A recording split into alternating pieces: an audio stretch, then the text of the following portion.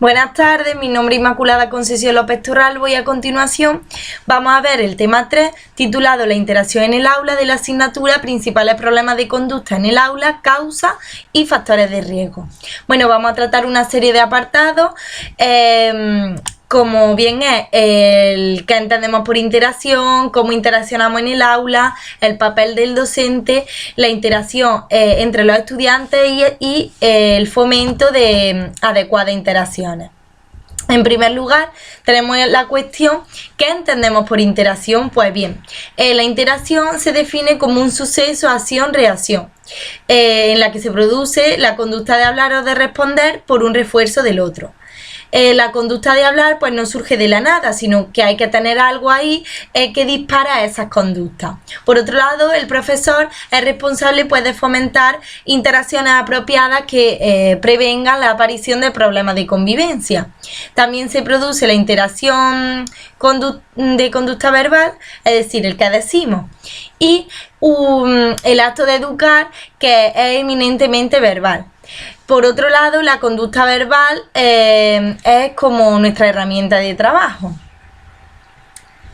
Y ahora nos planteamos, ¿cómo interactuamos en el aula? Pues bien, la conducta verbal del profesor va dirigida a instruir, es decir, pedir al alumno de forma explícita una conducta, también a informar, ya que proporciona a los alumnos pues, un conocimiento sobre algo, también motivar, que es especificar a los alumnos pues, las consecuencias de un comportamiento. Por otro lado, reforzar, que es cierta aprobación del profesor para fomentar una conducta. También tenemos castigar, que es la desaprobación del profesor para disminuir esa conducta, y discriminar, que es buscar una respuesta del alumno que va a ser reforzada. Algunos ejemplos de instrucción. Pues tenemos abrir el libro por la página 17, por ejemplo. Un ejemplo de informar sería el próximo día veremos los planetas. Un ejemplo de motivar, pues si no pedimos las cosas por favor, los demás no van a querer prestarnos las cosas. Un ejemplo de reforzar sería, me ha encantado que le hayas pedido los rotuladores por favor. Castigar, pues muy mal, Javier, no se quita las cosas a tu compañero, así que pues, yo qué sé, harás tal cosa. En cuanto a discriminar, buscar una respuesta del alumno que va a ser reforzada, es decir, cuéntame, ¿cómo lo hiciste? Aunque conocer qué hacemos es importante, más importante aún es conocer la función que tiene ese tipo de verbalizaciones sobre la conducta de los alumnos, es decir, una función discriminativa o una función consecuente. La función discriminativa va a provocar una respuesta, ya sea de instrucción, de motivación o discriminativo. Por otro lado, la función consecuente va a tener un refuerzo o un castigo.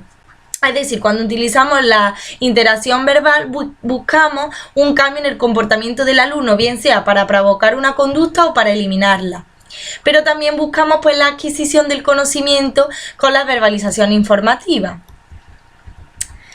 El estilo de enseñanza y el estilo de autoridad pues tiene que ver con todo esto, con cómo interaccionamos.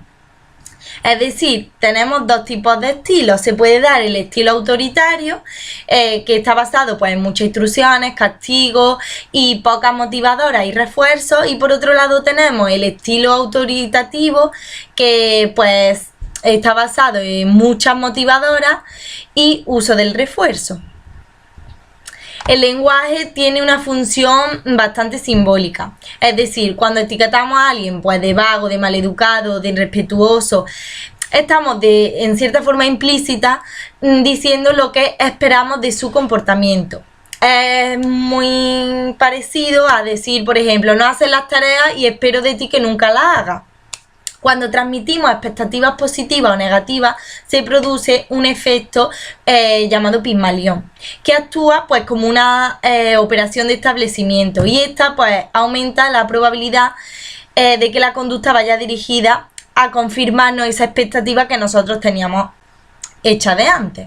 Por otro lado, la historia del aprendizaje de cada niño pues va a condicionar, por ejemplo, si un niño viene con una historia de aprendizaje en el que se le está etiquetando como vago, esto va a tenderse a generalizarse ese comportamiento en el aula. Por tanto, es decir, nosotros creemos lo que repetimos. Creer que algo está relacionado con cuantas veces diga ese mensaje. Por otro lado tenemos el papel del docente, que el docente pues va a ser un agente que moldee las interacciones, es decir, se va a basar en el refuerzo verbal adecuado para ese alumno, también extinguiendo verbalizaciones que no sean apropiadas, discriminando verbalizaciones adecuadas para así ser reforzadas y por otro lado mostrando interacciones adecuadas. Por otro lado tenemos la interacción entre los estudiantes. Y es que la forma de interactuar de los alumnos pues va a depender de las habilidades sociales que dispongan, depende también del desarrollo cognitivo. Además el profesor puede y además debe mediar y si se hace adecuadamente pues además se fomenta pues la cohesión del grupo y así se previene pues ciertos problemas de conducta.